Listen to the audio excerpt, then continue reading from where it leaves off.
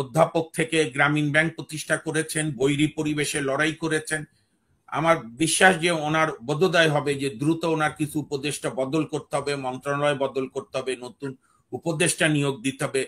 উনি, আমি, আমরা, আপনারা সবাই মিলে যে স্বপ্ন দেখছি বাংলাদেশ রাষ্ট্রের অ্যাটলিস্ট বিনির্মাণের শক্ত ভিতগুলো এই সরকারের সময় প্রতিষ্ঠিত করা। বাংলাদেশের জনগণ ক্ষমতার পালাবদলের জন্য জুলাই 36 হয়নি, এটা হচ্ছে স্টেট কাট কথা। শুধু নির্বাচনের জন্য জুলাই 36 বিপ্লব হয়নি। জুলাই 36 বিপ্লব হয়েছে সেই অসমাপ্ত কাজ সম্পন্ন করার জন্য, যেটা 72-এ আমাদের রাজনৈতিক নেতৃত্ব পারেনি, 91-তে আমাদের রাজনৈতিক নেতৃত্ব পারেনি। এই কথাগুলো আমাদের অনুধাবন করতে হবে। আমরা কোনো ব্যক্তির, কোনো দলের জন্য এই দেশ হয়নি। এই দেশ জন্মই হয়েছে বৈষম্যের বিরুদ্ধে, শোষণের বিরুদ্ধে, নিজেদের গণতান্ত্রিক অধিকার প্রতিষ্ঠার জন্য। কাজে এক পরিবার চলে গেল, এক দল চলে গেল, আরেক দলকে দ্রুত ক্ষমতায় আনার জন্য জুলাই 36-এ 2000 শহীদ হয়নি। আর কয়েক ঘন্টা পরই আমাদের কাছে ফিরে আসছে অমর ফেব্রুয়ারি, যা আমাদের বাঙালি জাতি রাষ্ট্রের, এই ভূখণ্ডের মানুষের অধিকার আদায় করা এবং ক্ষমতাকে প্রশ্ন করা। 1948 সালের 30 জানুয়ারি সদ্য পাকিস্তান হওয়ার মোহাম্মদ আলী জিন্নার সাহেবের আকাশচুম্বী জনপ্রিয়তার মধ্যেও আমরা কেউ ওই যুবকদের নাম মনে রাখতে পারিনি। ইতিহাসও তাদের নাম লিপিবদ্ধ করেছে কিনা আমি জানি না। সেই যে 4 যুবক আপনার কার্জন হলের ছাত্র সভায় নো বলে প্রতিবাদ করেছিল মোহাম্মদ আলী জিন্নার সেই দম্ভক্তি, Urdu and Urdu shall be the only state language of Pakistan. এবং সেদিন সেই 4 তরুণ, তারাই আমাদের বাংলাদেশ রাষ্ট্রের যে ভূমিষ্ঠ হওয়ার যে পটভূমি, যে পাটাতন, তারাই সেটা প্রস্তুত করেছিল। তাই আমি শুরুতেই 52 মহান ভাষা আন্দোলনের সকল শহীদদের সালাম, বরকত, জব্বার, শফিক সহ সকল শহীদদের স্মৃতির প্রতি গভীর শ্রদ্ধা। এবং ফেব্রুয়ারি মাস আমার কাছে খুবই প্রিয়। আমার কাছে মনে হয় এটা আমাদের মানে এই যে চিন্তা শক্তিতে বইমেলা উদ্বোধন হবে, অনেক বই বের হবে, শহীদদের নিয়ে আলাপ হবে। এবং এইবার এই বইমেলা আরো প্রাসঙ্গিক, যে আমাদের নানা ধরনের নানা প্রবণতা লক্ষ্য করা যাচ্ছে। কোন ইতিহাসকে বেশি ওপরে আনা, কোন ইতিহাসকে না মানা, মানে হাস্যকর কিছু প্রয়াস আমরা দেখছি। তো যাই হোক, আমরা আশা করি সবার সুবুদ্ধি হবে, কারণ মিস করলে তারাই মিস করবে যারা ইতিহাসকে অস্বীকার করে। এটা বহুবার প্রমাণ হয়েছে।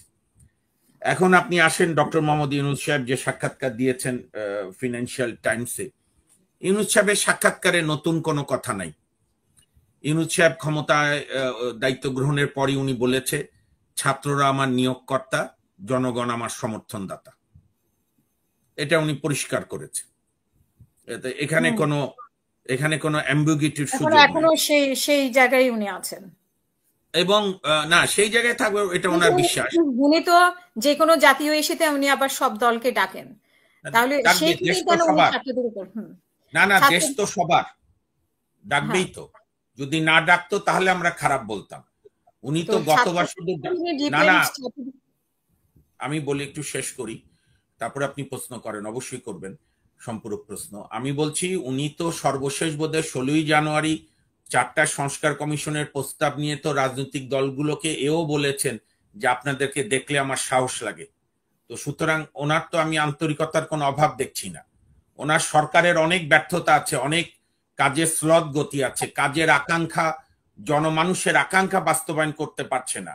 সেখানে আমি মনে করি উনি একজন পণ্ডিত মানুষ, বিচক্ষণ মানুষ, নিজে অধ্যাপক থেকে গ্রামীণ ব্যাংক প্রতিষ্ঠা করেছেন, বৈরী পরিবেশে লড়াই করেছেন।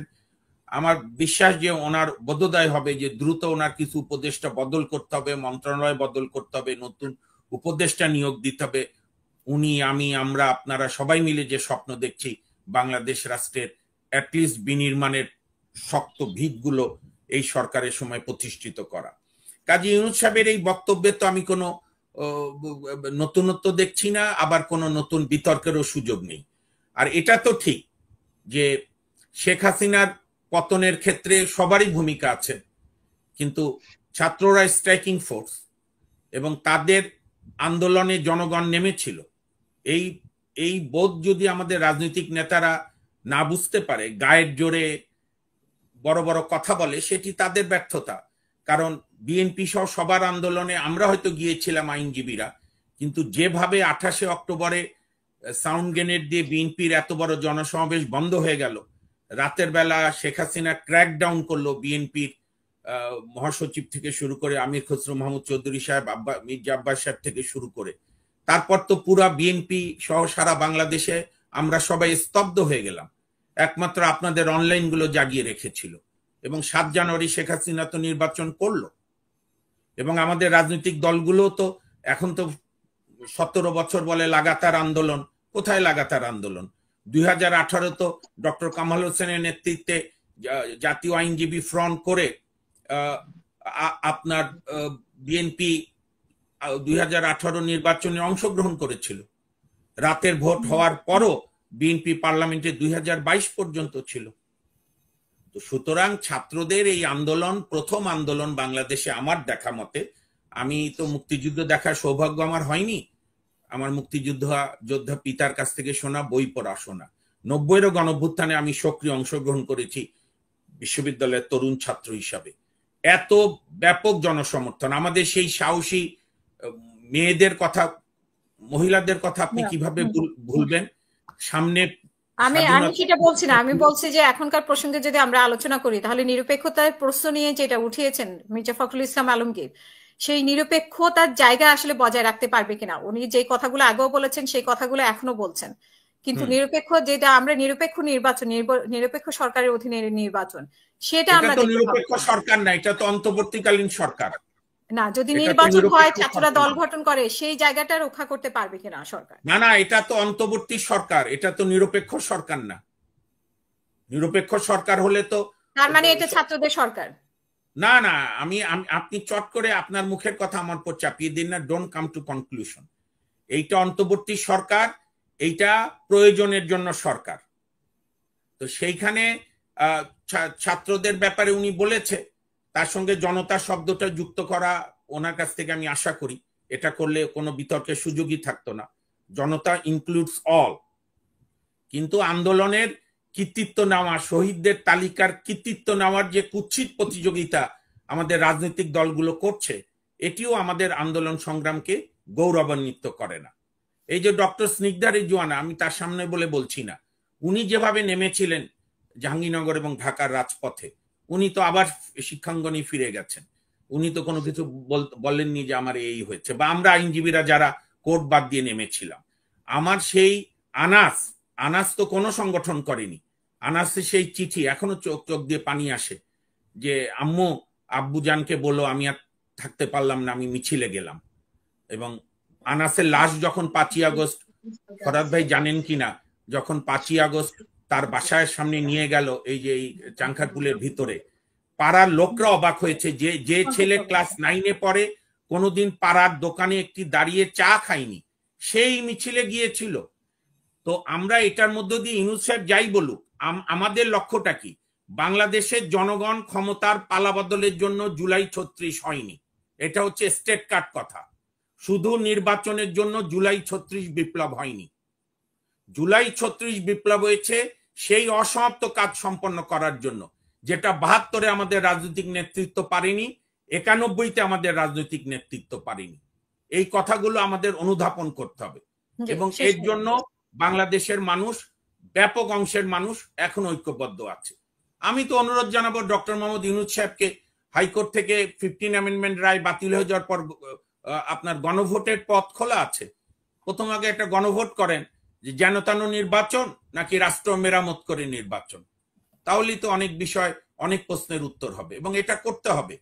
আমরা কোনো ব্যক্তির জন্য দেশ বানাইনি, কোনো দলের জন্য দেশ বানাইনি।